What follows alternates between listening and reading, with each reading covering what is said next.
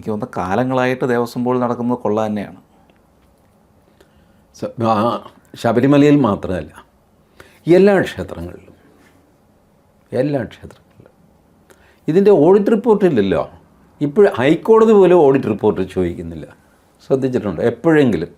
Where is your audit report? Annual audit report വേണ്ടേ? Audited balance sheet അതില്ല.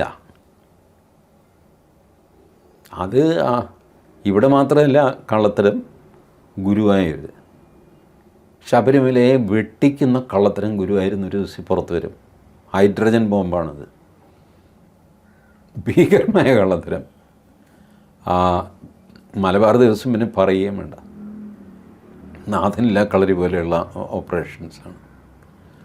So every single pie in the temple is being misappropriated. പിന്നെ ഇതെങ്ങനെ നടക്കുന്നു?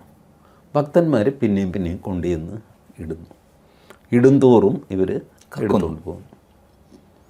ഇപ്പം ശബരിമലയിൽ കണ്ടത് ചുമ്മാ ഹൈക്കോടതി ഒന്ന് കണ്ണോടിച്ച് കഴിഞ്ഞപ്പോഴാണ് നെയ്യ് വിൽക്കുന്നു, അപ്പം വിൽക്കുന്നു, അരവണം വിൽക്കുന്നു, കാശ് ചുമ്മാ എടുത്തുകൊണ്ട് പോകുന്നു, മണി ഓർഡർ ചെയ്യുന്നു.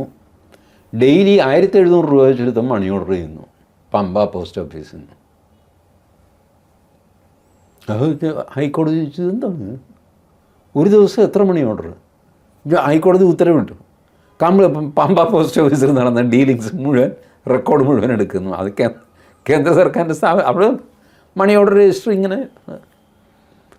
അവരോട് ചോദിക്കുമ്പോൾ അവർ എന്താണെന്നറിയാമല്ലോ സാറ്, ഡെയിലി ഒരാൾ വന്നിട്ട് 1700 രൂപ മണി ഓർഡർ അയക്കും. അവർക്ക് നിയമം അനുസരിച്ച് ഞങ്ങൾ അയക്കില്ല എന്ന് പറയാൻ പറ്റുമോ? ഫോം ഫില്ല് ചെയ്ത് കൊടുത്തു കഴിഞ്ഞാൽ മണി ഓർഡർ അയക്കണം. ഓരോരുത്തരും 1700 രൂപ വെച്ച് എത്ര മണി ഓർഡറാണെന്നറിയാം. ഇത്ര വലിയ മണി ഓർഡറിൻ്റെ കെട്ട് ഒരു ദിവസം. ഇതൊക്കെ പുറത്തു വന്നത് ഇപ്പോഴാണ്. ഇനി പുറത്തു വരാത്ത എത്രയോ വലിയ കള്ളങ്ങൾ. ആ അയ്യപ്പ സംഗമം ഭൂലോക കള്ളത്തിനല്ലേ. പിന്നെ ആ കെ ജയകുമാറിൻ്റെ വാക്സാമർത്ഥ്യം കൊണ്ട് പുള്ളി നേടിക്കൊള്ളുമ്പോൾ പത്രക്കാരുടെ മുമ്പിൽ അതല്ലേ ഇത് എന്നൊക്കെ ചോദിച്ചൊരു ചിരിയൊക്കെ തിരിച്ചിട്ട് അത് നോക്കാം. പുള്ളി ആദ്യം ഒരു കമ്മിറ്റി വെച്ചു. 17-ാം തീയതി കമ്മിറ്റി കൂടുന്നു. 17-ാം തീയതി കമ്മിറ്റി കൂടി, കമ്മിറ്റിയുടെ ഇടയ്ക്ക് നിന്ന് പുള്ളി വന്നിട്ട് മാധ്യമങ്ങളെ കാണുന്നു. കമ്മിറ്റി മുഴുവനായിട്ടില്ല.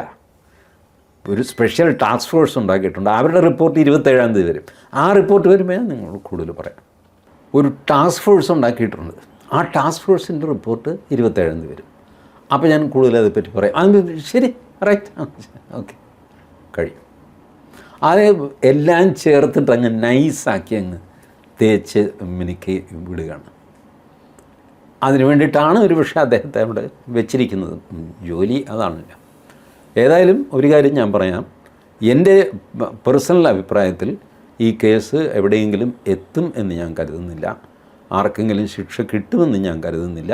ഇനി അഥവാ കിട്ടുകയാണെങ്കിൽ ഈ പറഞ്ഞ ലോവർ ലെവൽ ഓഫീസേഴ്സിന് എന്തെങ്കിലും അവരുടെ കൃത്യം എൻട്രി സംഗതി ഒപ്പൊക്കെ ഉണ്ടാവില്ല. അപ്പോൾ അവരെ പിടിക്കാൻ എളുപ്പമാണ്.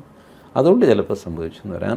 ഈ ഹയറപ്സ് എന്ന് പറയുന്നത് പത്മകുമാർ അടക്കമുള്ളവർ ഒന്നും ചെയ്യാൻ ഇപ്പോഴത്തെ അവസ്ഥയിൽ തെളിവുണ്ടെന്ന് ഞാൻ കരുതുന്നില്ല. ഇപ്പോഴത്തെ അവസ്ഥയിൽ ഇനി എന്തെങ്കിലും ഈ പറഞ്ഞ പോലെ ജാംഷഡ്പൂരിലോ അവിടെ കൊണ്ടുപോയിട്ട് ടെസ്റ്റ് ചെയ്യുന്നു, അത് ചെയ്യുന്നു ഒക്കെ ആയിട്ടൊരു ഫുൾ പ്രൂഫ് കേസ് ഡെവലപ്പ് ചെയ്ത് കൊണ്ടുവരികയാണെങ്കിൽ at that time you will say. But as of now SITക്ക് കുറ്റപത്രം കൊടുക്കാൻ പറ്റിയിട്ടില്ലെന്നേ. അതിൽ കൂടുതൽ എന്തെങ്കിലും പറയണം.